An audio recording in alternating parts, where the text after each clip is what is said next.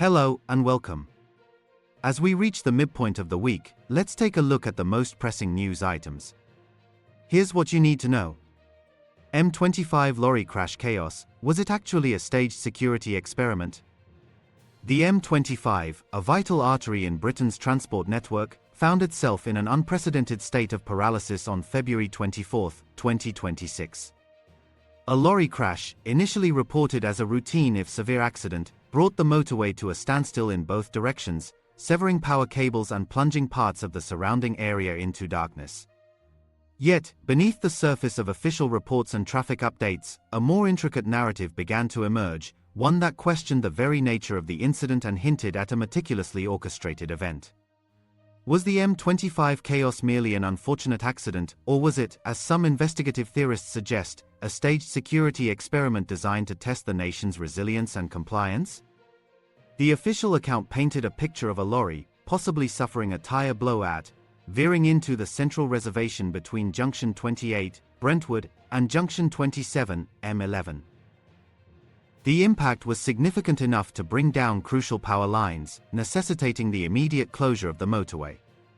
Essex Police, under the leadership of Chief Constable Ben-Julian Harrington, and the Essex County Fire and Rescue Service, swiftly responded to the scene.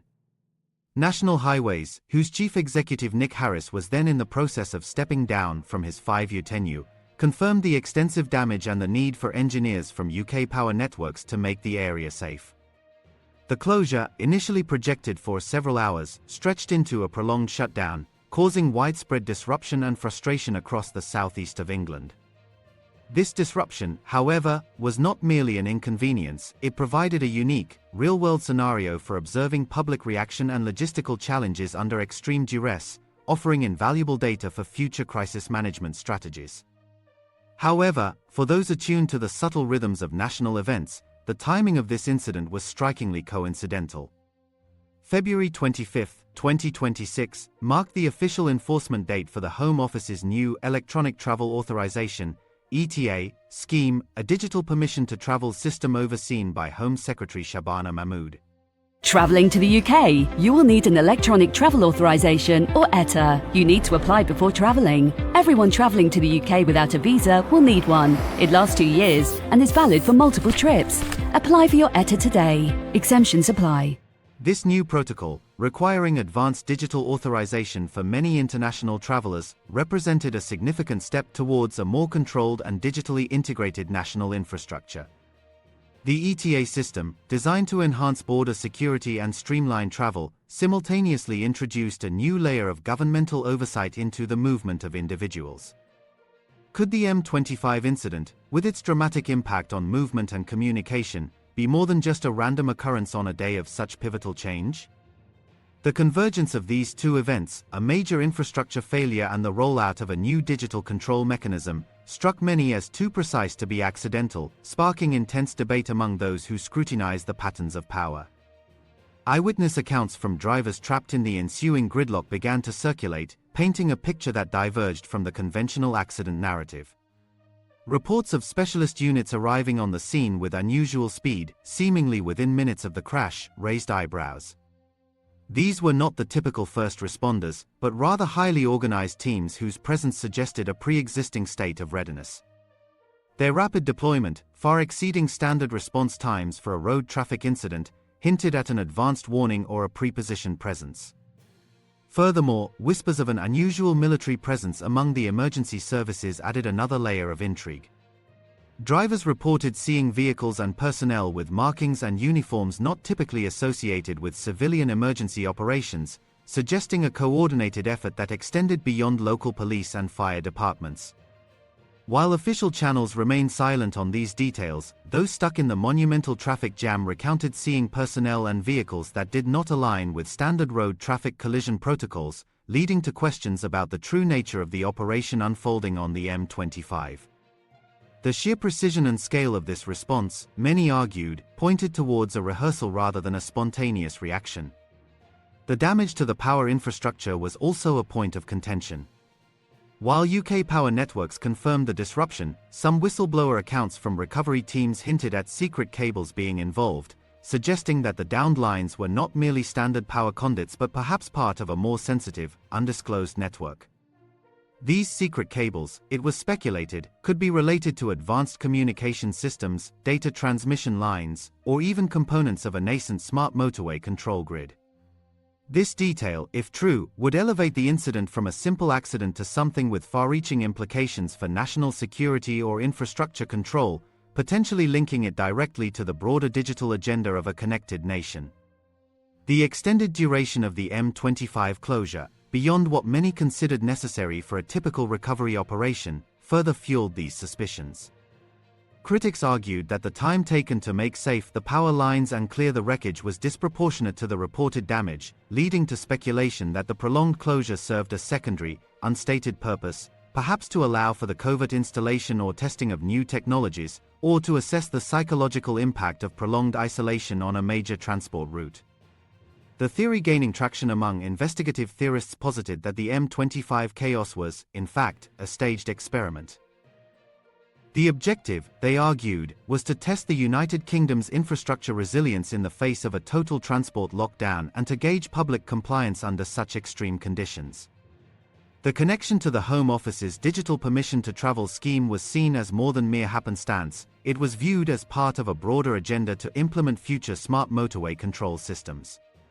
These systems, envisioned as highly integrated networks capable of dynamic traffic management, automated vehicle control, and even real-time surveillance, would require robust testing in real-world, high-stress environments. In this scenario, the M25, a symbol of national connectivity, was transformed into a live lab for advanced surveillance and control mechanisms, where the road traffic collision became a convenient cover for a deeper, more complex operation. The disruption, therefore, was not an unfortunate side effect, but a deliberate component of the exercise, designed to gather critical data on both infrastructure performance and human behavior. This perspective suggested that the authorities were keen to keep the M25 closed for longer than necessary to observe public reaction, test emergency response protocols under simulated crisis conditions, and perhaps even to implement or test new technologies related to traffic management and digital control. The prolonged closure allowed for an extended period of observation, data collection, and the deployment of various assets under the guise of recovery.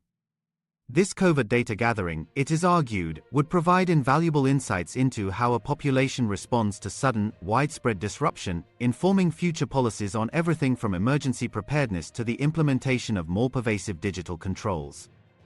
The narrative of a simple accident, while plausible on the surface, began to unravel when confronted with these hidden details and the unusual circumstances surrounding the event. The meticulous planning required for such an experiment would explain the rapid deployment of specialist units and the alleged military presence, elements that would be difficult to justify in a straightforward accident scenario. The sheer scale of the response, coupled with the unusual elements, pointed towards a carefully orchestrated event rather than a random mishap, raising serious questions about transparency and public trust. The implications of such a staged security experiment are profound. It would suggest a level of governmental foresight and control that extends far beyond public perception, operating in the shadows to prepare for future contingencies. The M25 incident, therefore, becomes a case study in the evolving relationship between state power, technological advancement, and public freedom of movement. It forces a re-evaluation of what constitutes a normal event and encourages a deeper scrutiny of official narratives. The questions raised by this incident resonate with a growing public awareness of digital surveillance and the potential for infrastructure to be weaponized in the name of security, prompting citizens to question the true purpose behind seemingly innocuous events and to consider the broader implications for their autonomy and privacy in an increasingly interconnected world. The M25, once a symbol of freedom and movement, could thus be seen as a harbinger of a future where every journey is monitored and every disruption is a potential test. As the dust settles on the M25 and traffic slowly returns to its usual rhythm, the questions linger. Was the lorry crash a genuine accident or a carefully constructed facade? Were the secret cables and unusual military presence figments of an overactive imagination or glimpses into a hidden agenda? The official explanations, while providing a semblance of closure, fail to fully address the anomalies and coincidences that surround the event. It is in these unanswered questions that the true story of the M25 chaos may lie, a story that challenges us to look beyond the obvious and to consider the unseen forces at play, urging us to remain vigilant and critical in an age where information can be as manipulated as the physical world. What do you, the viewer, make of these revelations? Do you believe the M25 incident was a genuine accident, or do the hidden details suggest a more elaborate plan? Share your thoughts and theories in the comments below, and let's unravel this mystery together. Your perspective is invaluable in piecing together the truth behind the M25 chaos. That concludes our news for today. Thank you for watching. May the rest of your week be filled with progress and positive developments. We value your engagement, so please share your comments and opinions with us. We read every one. See you tomorrow.